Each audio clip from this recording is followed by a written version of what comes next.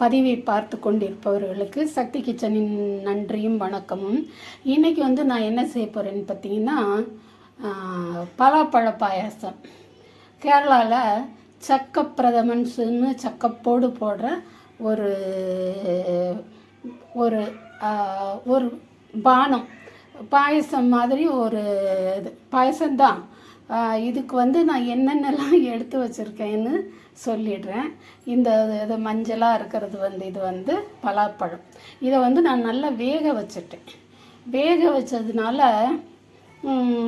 மிக்சியில் ஒரு அடி தான் அடித்தேன். ஆனால் அதுவே கூழாயிருச்சு. லேசாக வேக வச்சுட்டோம்னா கொஞ்சம் எதழாக இருக்கிற மாதிரி இருந்துச்சுன்னா அது குடிக்கும்போது நல்லாயிருக்கும். சரி, 200 கிராம் பலாப்பழத்தை நான் வேக வச்சு அதுக்கப்புறம் மிக்சியில் அடிச்சிருக்கேன். வேக வைக்காமலும் மிக்சியில் அடித்து செய்யலாம். கொஞ்சம் வேகிறதுக்கு டைம் எடுக்கும். நம்ம அதுகிட்ட வேகிற வரைக்கும் கிண்டிக்கிட்டே இருக்கணும். ஈஸி மெத்தடுங்கிறதுக்காக நான் வேக வச்சுட்டு மிக்சியில் போட்டிருக்கேன் 200 கிராம். அப்புறம் ஒரு 1/2 லிட்ரு இருக்கும் தேங்காய் பால். ஒரே பாலாக தான் எடுத்துருக்கேன். நான் 2-3 தரம் அரைக்கலை, ஒரே பால் தான். ஆனால் அதுவே தேவையான அளவு தண்ணி ஊற்றி அரைச்சி எடுத்துட்டேன். இது 200 கிராம் வெல்லம், நல்ல வெல்லம், எந்த கல் மண் தூசி இருக்காது. அதனால 200 வெல்லத்தை துருவி வச்சுருக்கேன் நான். அப்புறம் கொஞ்சம் முந்திரி. இதில் தேங்காய் கொஞ்சம் பல்லாக நறுக்கி போடலாம். கடைசியில் அந்த முந்திரி போடுற மாதிரியே அது பல்லாக நறுக்கி போடலாம். நான் முழுசாகவே துருவிட்டேன் பால் எடுக்கிறதுக்கு. அப்புறம் இன்னொரு தேங்காய் உடைச்சா அது காலியாகாதுங்கிறதுக்காக நான் கொஞ்சம் சாதாரணமாக செய்கிறேன். நீங்கள் அதை தேங்காய் சில்லாக சின்னதாக போட்டிங்கன்னா அதுவும் கடித்து சாப்பிட அந்த பலாப்பழம் சின்ன இதழ்களாக இருக்கும். அதோட அந்த தேங்காயும் மாட்டும்போது சூப்பரான சுவையாக இருக்கும். சரி, இப்போ நம்ம பலாப்பழ பாயாசம் செய்ய ரெடி பண்ணிக்கலாமா? நான் இங்கே முதல்லையே முந்திரியை வறுத்து வச்சிட்டேன். வறுத்து வச்சதுனால அந்த நெய் அதிலேயே இருக்குது. நம்ம இப்போ இந்த பலாப்பழ அரைச்சதை ஊற்றிடலாம். இதுலேயும் கூட கொஞ்சம் எதழாக இருக்குது. இதில் நான் ஏலக்காவும் கொஞ்சம் போல் சுக்கும் போட்டே அரைச்சி எடுத்துட்டேன். அந்த ஏலக்காய் விதை கூட மிதக்கும் பாருங்கள், சரியாக அரைபடாமல் ஒன்று மிதக்கும் கருப்பு கலரில்.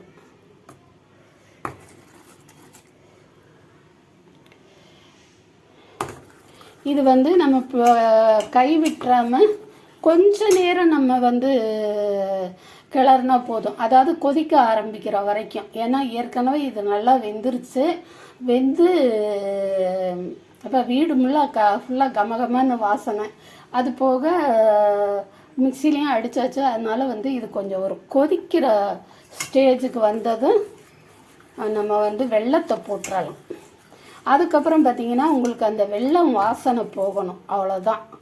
அது மட்டும்தான் வேலை.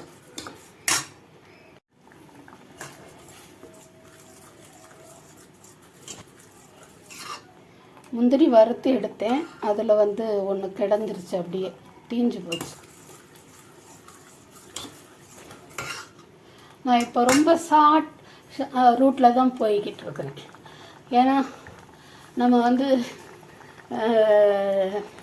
வேக வைக்காமல் செஞ்சோம்னாக்கா ரொம்ப நேரம் கைவிடாமல் கிளறணும். இது நல்லா வெந்து மணம் வந்துருச்சு. இப்போ பாருங்கள், அடியில் பிடிக்க ஆரம்பிக்குது. அதனால் வெல்லத்தை போட்டுடலாம். வெல்லம் 200 கிராம் சரியாக போட்டிருக்கேன். பலாப்பழம் 200 கிராம், வெல்லம் 200 கிராம்.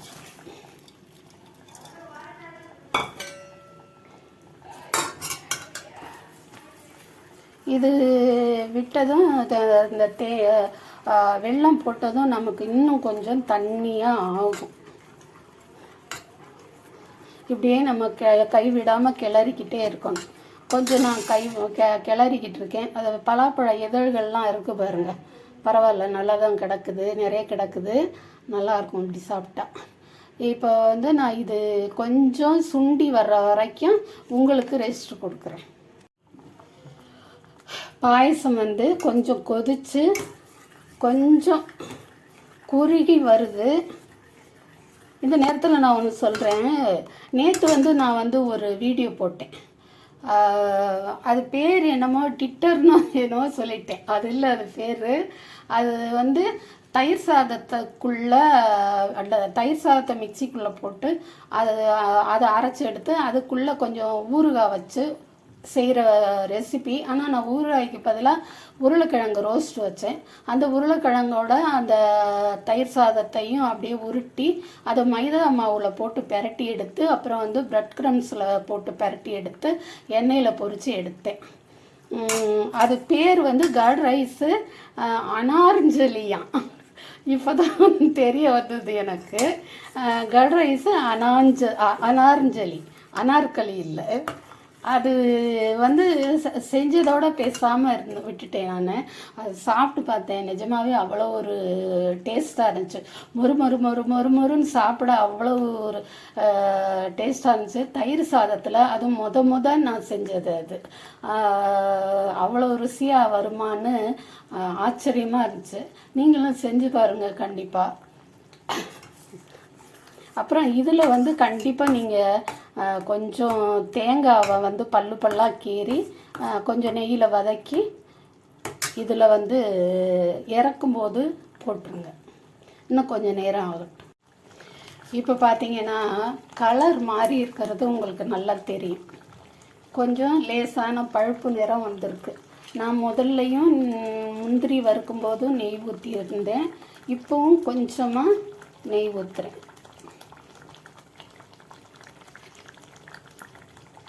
இன்னும் ஒரு அடர்த்தியான பழுப்பு நிறம் வரணும். அது வரைக்கும் நம்ம கிளறணும். கிட்டத்தட்ட பாயசம் ரெடியாகிற ஒரு தன்மைக்கு வந்துருச்சு.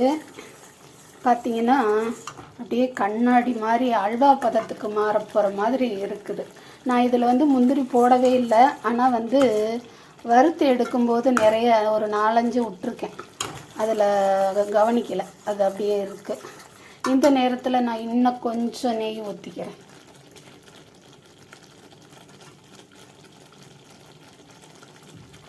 போதும். நீங்கள் 100, 150, 200 நெய் கூட ஊற்றலாம். தாராளமாக ஊற்றலாம் பிடிக்கிறவங்களுக்கு.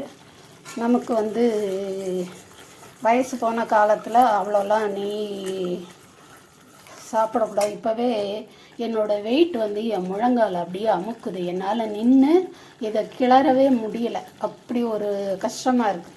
சரி, நான் ஒரு 2 நிமிஷம் காத்துருங்க. ஹே நம்ம பாயசம் கிட்டத்தட்ட ரெடி ஆயிடுச்சு. இந்த நேரத்தில் நம்ம இன்னும் கொஞ்சம் முந்திரி போட்டுக்கலாம். போதும். இப்போ வந்து தேங்காய் பாலை ஊற்ற போகிறேன்.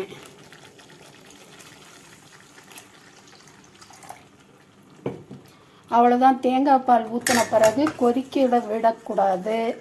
அப்படியே ஸ்டவ்வை ஆஃப் பண்ணிவிட்டு ஒரு நிமிஷம் மட்டும் பொறுத்திருந்து அது கொதிக்கிற மாதிரி வரும்போது நம்ம ஸ்டவ்வை ஆஃப் பண்ணிட வேண்டியதான். இந்த சக்க பிரதமன், அதாவது பலாப்பழ ரெசிபி உங்களுக்கு பிடிச்சிருந்துச்சுனாக்கா நம்ம வீட்டுக்கு வாங்க, சாப்பிடலாம். வரும்போது ஒரு சப்ஸ்கிரைப் பண்ணிவிட்டு, லைக் பண்ணிவிட்டு, ஷேர் பண்ணிவிட்டு வாங்கோ. அப்புறம் வந்து சமைச்சு ஷேர் பண்ணுங்கள், லைக் பண்ணி சாப்பிடுங்க, சந்தோஷமாக கமெண்ட் பண்ணுங்கள், சப்ஸ்கிரைப் பண்ண மறக்காதீங்க.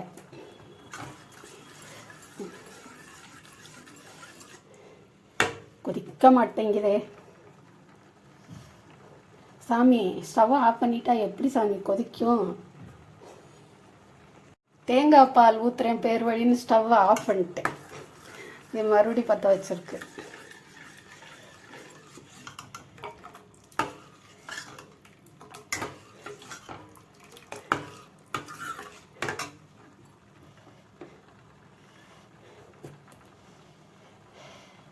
அப்புறம் வந்து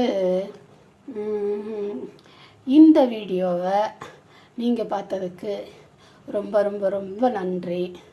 அடுத்த வீடியோலையும் நாங்கள் உங்களை பார்க்க ஆவலாக இருக்கிறதுனால ஒரு தரம் பெல் பட்டன் ப்ரெஸ் பண்ணிடுங்க. லேசாக டேஸ்ட் பார்ப்போமா? ரொம்ப சூடாக இருக்குது, நாக்கு பொத்து போயிடும்.